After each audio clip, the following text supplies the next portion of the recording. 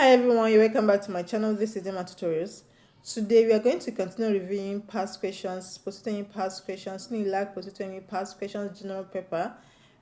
In the last video we started from question 1 and stopped at question 10. Today we are going to start from question 11, general paper.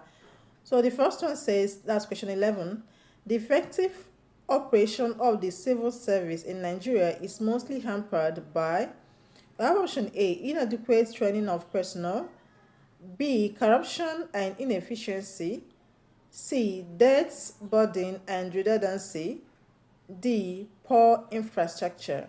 Which one is the correct answer? The correct answer to this question is option B, corruption and inefficiency.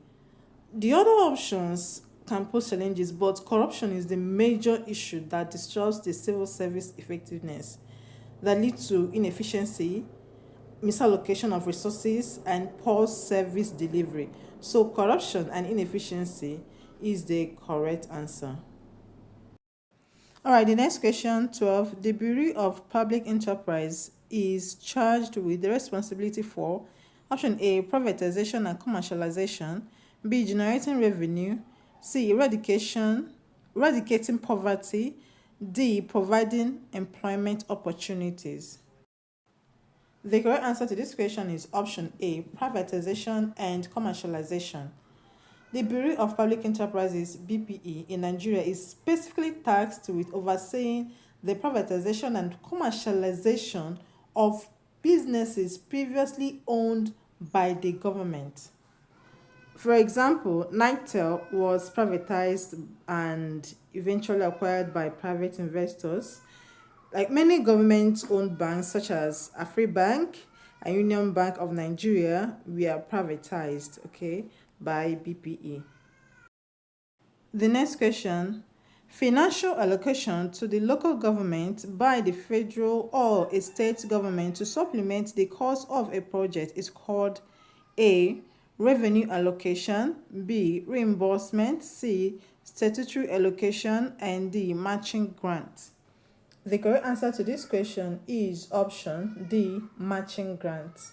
Now, a matching grant is when the federal or state government provides funds to a local government, but usually the local government has to match or partially fund the project. Local government has to match or partially fund the project. Now, this is to encourage shared responsibility and ensure collaboration in funding. So the amount of money that is provided to local government by federal or state government to supplement the cost of a project is called matching grants. Question 14. A permanent civil service, A, makes continuity in government possible, B, makes civil servants arrogant, C, promotes ethnic domination, and D, is undemocratic.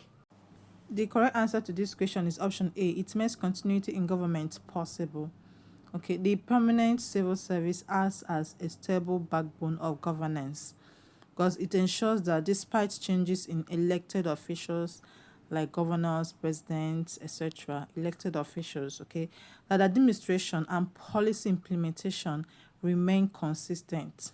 That despite changes in elected officials, administration and policy implementation remain consistent. That's the essence of having the civil servants permanent.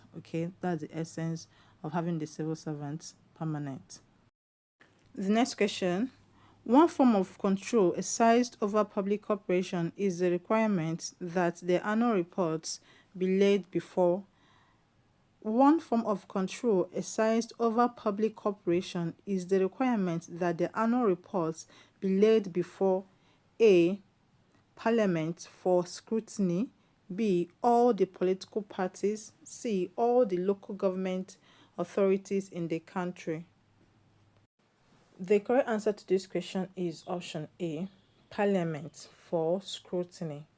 Parliament for scrutiny. Now, when we talk about public corporations, these are enterprises owned or significantly controlled by the government.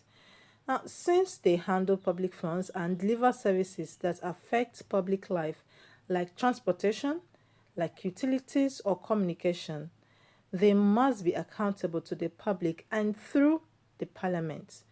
By requiring these corporations to submit annual reports, Parliament is able to scrutinize their financial performance, governance, and adherence to public interest. This mechanism promotes transparency, reduces the risk of mismanagement, and ensures that the corporation aligns with the public good.